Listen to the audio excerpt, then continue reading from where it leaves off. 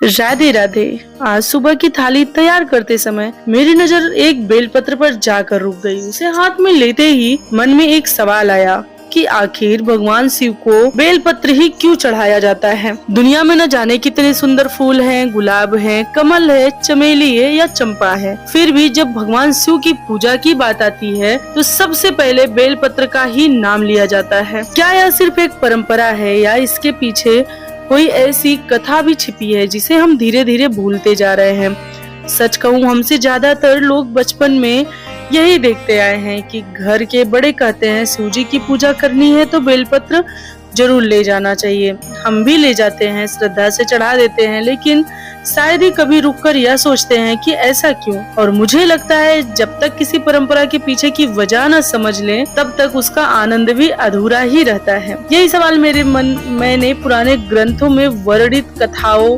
प्रचलित मान्यताओं और शिव भक्तों द्वारा सुनाई जाने वाली बातों को समझना शुरू किया। तब मुझे एहसास हुआ कि बेलपत्र की कहानी सिर्फ एक पत्ते की कहानी नहीं है, यह भक्ति, सादगी और समर्पण की कहानी है। और शायद इसी वजह से भगवान शिव को भोलेनाथ कहा जाता है।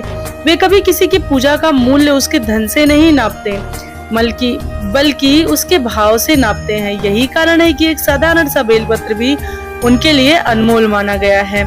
लेकिन क्या आपने कभी ध्यान दिया कि कुछ लोग बेलपत्र चुनते समय बहुत सावधानी रखते हैं। कोई कहता है 3 पत्तियां होनी चाहिए, कोई कहता है टूटा हुआ नहीं होना चाहिए, और कोई कहता है पहले धोकर चढ़ाइए, तो कोई कहता है उल्टा मत चढ़ाइए। आखिर इन बातों के पीछे क्या कारण है? क्या ये सिर्फ लोक मान्यताएं हैं या इनके पीछे भी कोई सुंदर अर्थ छिपा हुआ है? यही जानने से पहले एक छोटी सी बात।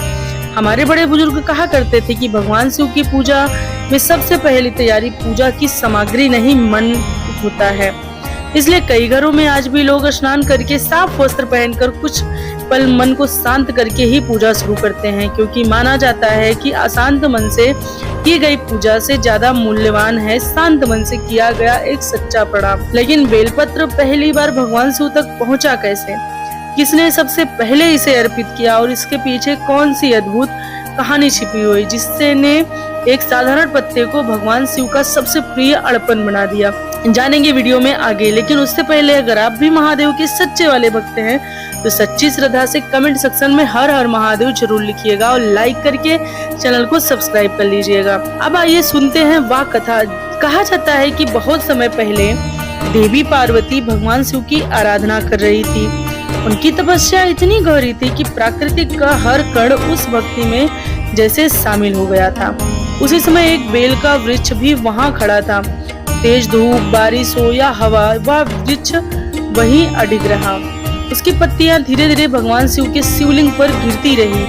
कहते हैं वह वृक्ष किसी इच्छा से नहीं बल्कि सहज भाव से अपनी सेवा करता रहा और भगवान शिव को वही भाव सबसे अधिक प्रिय लगा। तभी से लोक मान्यता बनी कि बेलपत्र श्रद्धा, समर्पण और सादगी का प्रतीक है। यही कारण है कि जब भी शिव पूजा की बात होती है तो बेलपत्र का विशेष स्थान माना जाता है। लेकिन कहानी यहीं पे समाप्त नहीं हुई। एक और बात बहुत कम लोग जानते हैं। आपने ध्यान दिया होगा कि बेलपत्र में अक्सर 3 पत्तियां एक साथ जुड़ी होती हैं। कई परंपराओं में इन्हें भगवान शिव के 3 नेत्र, त्रिशूल या सृष्टि के 3 गुणों का प्रतीक माना जाता है। इसलिए लोग कोशिश करते हैं कि 3 पत्तियों वाला ही बेलपत्र अर्पित किया जाए। लेकिन यहाँ सबसे जरूरी बात क्या है? भाव। अगर किसी के पास बेलपत्र उपलब्ध ही नहीं है तो क्या उसकी पूजा अधूरी रह जाएगी? क्या उसे भगवान शिव की कृपा नहीं मिलेगी? नहीं, हमारे संत और बड़े बुजुर्ग हमेशा कहते आए हैं कि भगवान शिव को सबसे प्रिय, सच्चा प्रिय आपका सच्चा मन होता है। बेलपत्र श्रद्धा का प्रतीक है, लेकिन श्रद्धा का स्थान कोई वस्तु नहीं ले सकती है। यही कारण है कि कई लोग सिर्फ एक लोटा स्वच्छ जल चढ़ाकर भी पूरे मन से प्रार्थना करते हैं और यही पूजा उनके लिए सबसे बड़ी बात बन जाती है। अब जरा एक पल के लिए सोचिए, अगर भगवान शिव को धन दौलत से ज्यादा भाव प्रिय है तो इसका अर्थ यह नहीं कि वह हमें भी यही सिखाते हैं, दिखावे से ज्यादा सच्चाई को महत्व दो। यही बेलपत्र की सबसे बड़ी सीख मानी जाती है। लेकिन आपने एक और बात सुनी होगी, कुछ लोग कहते हैं बेलपत्र तोड़ने का भी एक समय होता है। कुछ लोग कहते हैं उसे अर्पित करना चाहिए, कैसे अर्पित करना चाहिए, और कुछ लोग पूजा से पहले उससे जुड़ा एक छोटा सा नियम भी बताते हैं। क्या इन बातों के पीछे भी कोई कारण है या सिर्फ मान्यताएं हैं? अब तक हमने जाना कि भगवान शिव को बेलपत्र क्यों प्रिय माना जाता है, उसके पीछे की क्या कथा है और किस परंपरा का भाव है। लेकिन अब सबसे जरूरी सवाल, अगर बेलपत्र इतना पवित्र माना गया है तो क्या सिर्फ उसे चढ़ा देने से ही पूजा पूरी हो जाती है? मुझे एक बुजुर्ग की बात आज भी याद है। उन्होंने कहा था, बेटा, भगवान को चढ़ाया हुआ बेलपत्र सूख जाएगा, फूल भी मुरझा जाएंगे, लेकिन अगर पूजा के बाद तुम्हारा स्वभाव पहले जैसा ही रहा तो समझो पूजा अधूरी रह गई है। उस समय शायद मुझे उनकी बात पूरी तरह समझ नहीं आई थी, लेकिन आज लगता है उन्होंने पूजा का सबसे बड़ा रहस्य एक ही वाक्य में बता दिया था।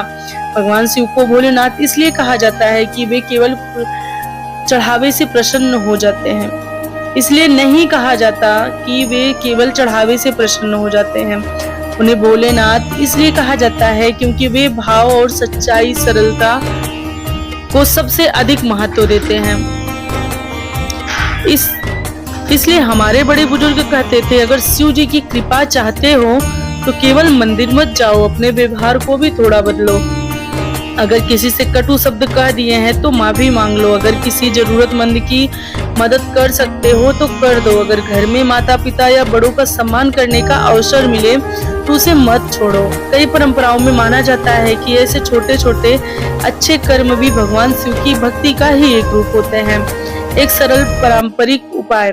अब मैं आपको एक बहुत सी सरल परंपरा बताना चाहती हूँ जिसे कई शिव भक्त श्रद्धा से अपनाते हैं। सोमवार के दिन या जब भी भगवान शिव की पूजा करें तो सबसे पहले शांत मन में बैठिए। एक लोटा स्वच्छ जल अर्पित कीजिए। यदि बेलपत्र उपलब्ध हो तो श्रद्धा से अर्पित कीजिए। फिर आंखें बंद करके 11 बार ओम नमः शिवाय का जाप कीजिए और अंत में मन ही मन एक प्रार्थना कीजिए, हे महादेव, मुझे सही निर्णय लेने में की बुद्धि, कठिन समय में धैर्य और ऐसा मन दीजिए कि मैं किसी का बुरा ना करूं। कई श्रद्धालु मानते हैं कि इस तरह की प्रार्थना उनके भीतर से शांति, सकारात्मक सोच देती है। यही परंपरा का सबसे सुंदर पक्ष है। अब मैं आपसे एक सवाल पूछना चाहती हूँ, आपके घर में भगवान शिव की पूजा करते समय कौन सी परंपरा आज भी निभाई जाती है? क्या आप बेलपत्र चढ़ाते हैं, सिर्फ जल अर्पित करते हैं या ओम नमः शिवाय का जाप करते हैं?